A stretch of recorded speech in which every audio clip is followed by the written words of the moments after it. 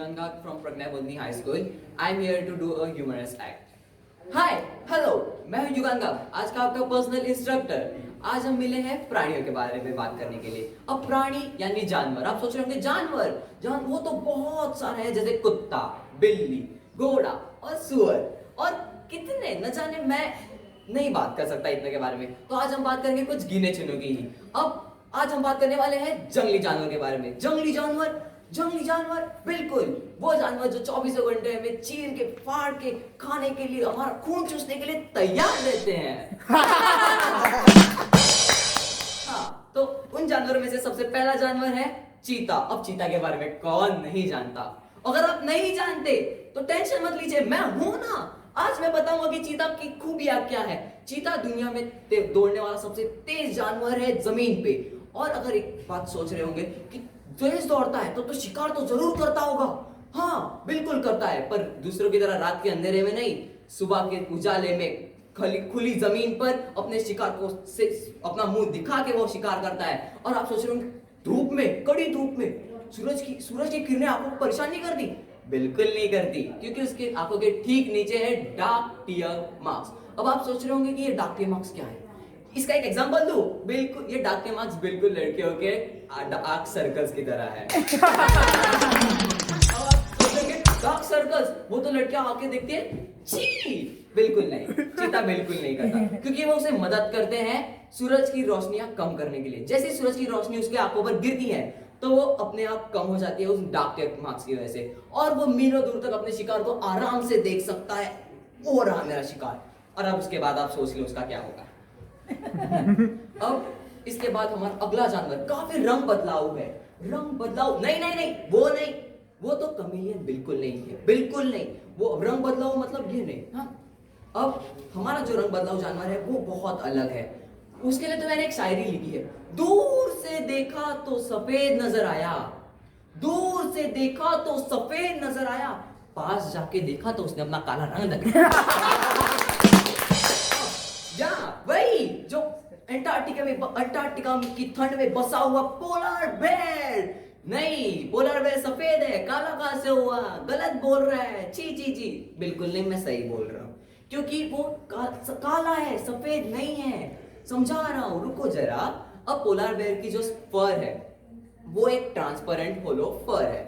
उसके जैसे ही सूरज की किरणें उसके फर पर गिरती हैं तो वो रिफ्लेक्ट हो जाती हैं, और उसके आसपास का जो ये परिसर है सफेद ठंडा, उसमें वो घुल मिल जाता है। और इसलिए दूर से जब हम देखते हैं तब अरे वो रहा पोलर बेर। पास के जाओगे तो काला रंग दिखेगा, पर पास मत जाना, उसके बाद काला रंग नहीं, उसके पेट के अंदर का सारा लाल रंग दिखेगा।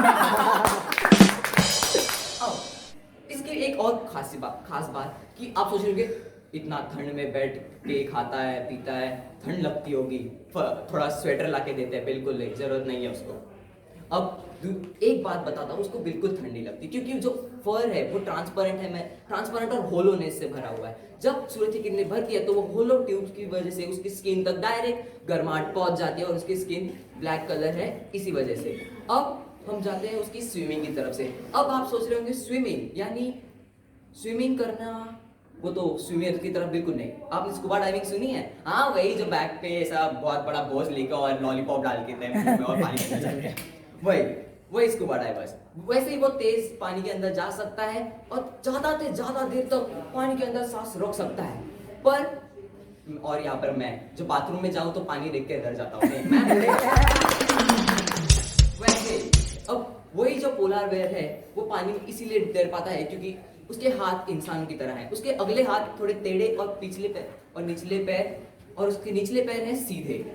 इसी वजह से इंसान को तो देखो, इंसान तो पूरा ही टेढ़ा है, उसके तो हाथ टेढ़े हैं, फिर भी हम उसे इतना बोलते हैं। अब हमारा अगला जो जानवर है वो एक इतिहास में रचा हुआ है। नहीं, इतिहास यानी वो नहीं, कुत्ता बिल्कुल नहीं है ये कुत्ता नहीं है, ये भेड़िया है, वुल्फ। अब वुल्फ जो रहते हैं वो पैक्स में रहते हैं, यानी ग्रुप्स, 10 9 12 ऐसे फैमिली समझ लो, जॉइंट फैमिली है उनकी। अब अगर समझो जॉइंट फैमिली गई है किसी कुंभ के मेले में और एक बंदा खो गया, जैसे हमारे साथ होता है, फिर ऐसा नहीं कि वो 12-13 साल में जाए, 12-13 साल में मिलेगा, बिल्कुल नहीं, वो उसी वक्त मिल जाएगा, क्योंकि उनके पास एक अलग चीज होती है, वो है हाउस। और उनके हाउस में एक सिग्निफिकेंट टोन होती है, जो 2 टाइप्स में होती है, एक मदद के लिए होती है और एक होती है बुलाने के लिए। अब जैसे ही वो सिग्निफिकेंट टोन यानी हाउल बोलते हैं, भेड़िए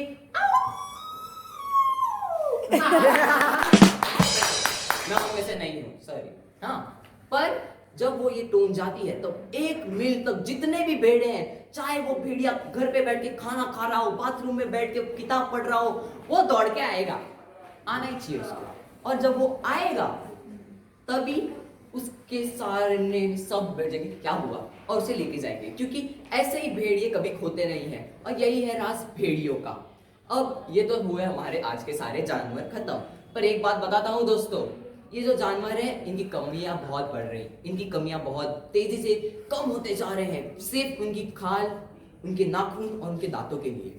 ये गलत बात है दोस्तों, ऐसा हमें बिल्कुल नहीं करना चाहिए। इंसान और जानवर दोनों एक दूसरे के लिए बैठे हैं, दोनों एक दूसरे के लिए बैठे हैं, एक दूसरे की सहायता करने के लिए। हमें उनके साथ रहना चाहिए, हमें उनकी मदद करनी चाहिए, तभी जाके हम इस दुनिया को बचा पाएंगे। शुक्रिया।